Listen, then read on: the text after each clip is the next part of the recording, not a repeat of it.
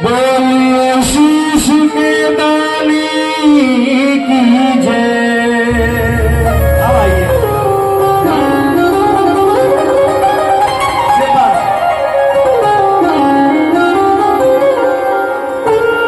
जिसने बरमाना 2 वर्ष से तीसरी पर सेवा दे रहा हूं परमादरणीय गुरुदेव श्री लखवीर सिंह लखा जी और अन्य गुरुजनों के आशीर्वाद से टी सीरीज से कम 2-2.5 वर्षों में मेरे 150 भजन रिलीज हो चुके हैं। उनमें से 2-4 भजन बाबा की कृपा से हिट भी बहुत हुए। आपने सुना होगा हर 11 को बाबा तेरे धाम आऊंगा, लेकर ध्वजा निशान खाटू श्याम आऊंगा, वो भी इस दास की आवाज में है। और एक सावन के महीने में वायरल हुआ था भजन रील्स में धुआंधार इंस्टाग्राम पे फेसबुक पर, भोला तेरा डम डम डमरू बाजे मस्तक पे चंदा साजे कैलाश में नाथ विराजे।